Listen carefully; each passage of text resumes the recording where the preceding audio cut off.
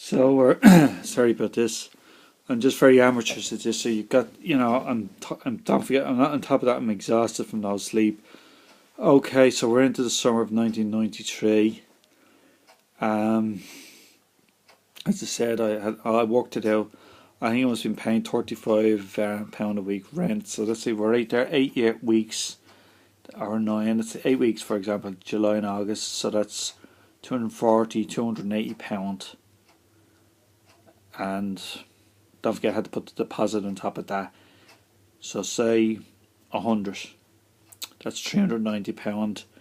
And then if I had 500, 110 for food. So that's probably spot on. I remember going down to the social welfare, not commissioner. I can't even think of the name. I really should have done my research before I did this. You see, I'm doing it off the top of my head. Social welfare. There's a name for them. I can't think of it at the moment. Sorry about this. Commissar. No, that's like something out of Russia. Can't think. Well, the social welfare something person anyway. Went down to her twice. No, she wouldn't give me no money. She said I had to get a letter stating that I was kicked out, basically out of the house. So I went down. My dad wrote us, and then I came back. She said the letter wasn't good enough. It didn't have my ma's address on it. So I was getting sick of this. I said forget about it. I couldn't go back. I didn't want to go to the dollars because of my appearance. I was ragged. I was just not feeling well. So I got through. I remember just listening to the radio a lot when I was in there. I used to go to do my shopping. I used to live in Boyled.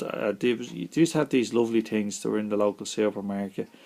They were a bit of a mixture of mushroom sauce and chicken or something like that. But it's probably junk food, but it tastes lovely.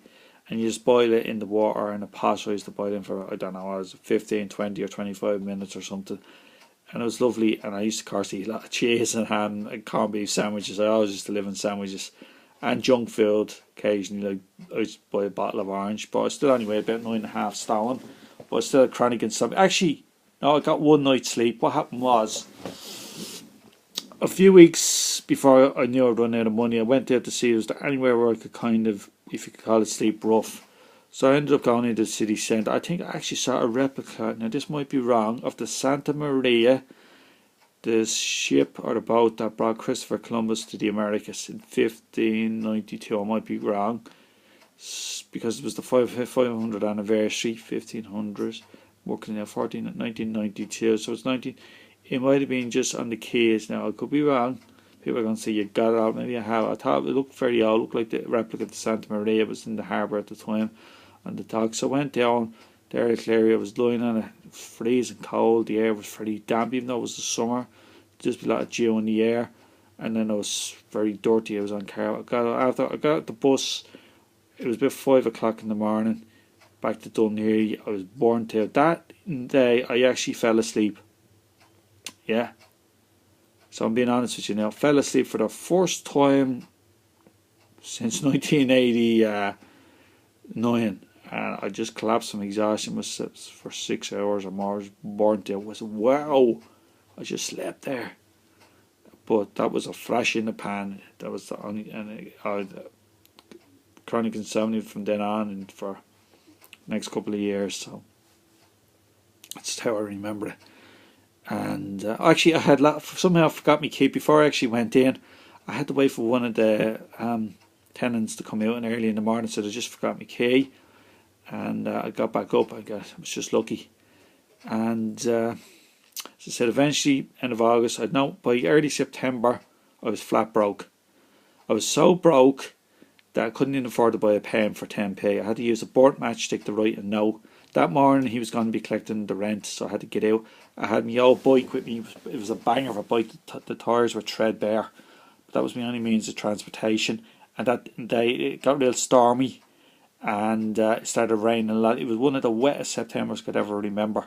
Most Septembers in Ireland are usually very dry. They tend to be better than the summers. But this September was the opposite. Oh yeah, one other thing I forgot to mention. What was it? Something important. I can't remember now. It'll come back to me, and sorry about this.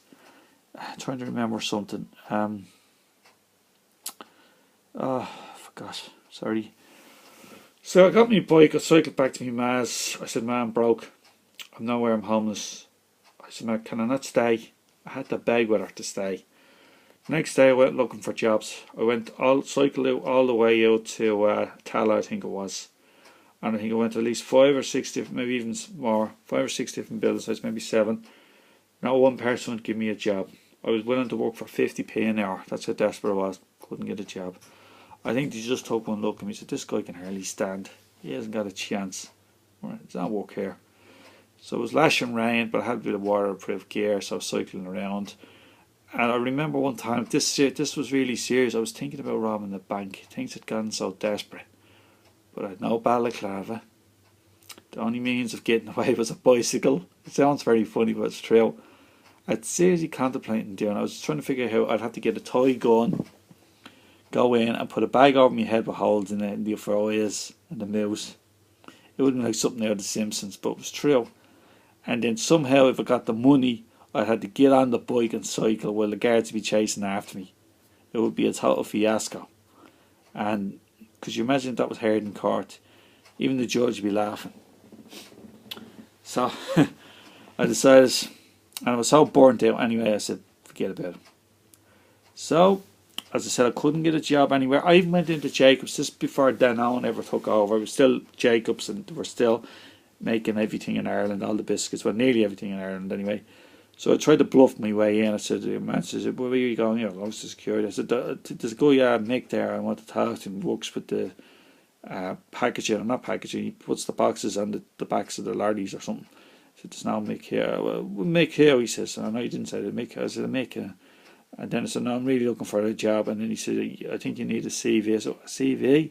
I'd heard that being once or twice before. I was so old fashioned. I thought you could just walk in like the old days, and if there was a job going, you got it. He said, "You're going to need a CV." So I gave up. I tried there and checked one or two others. I went back to my ma. I thought I searched. I couldn't get a job. I just couldn't get one. And I had no money. And I was broke, and I was extremely ill, as you can realise. Now, thanks for everybody. God bless, boy.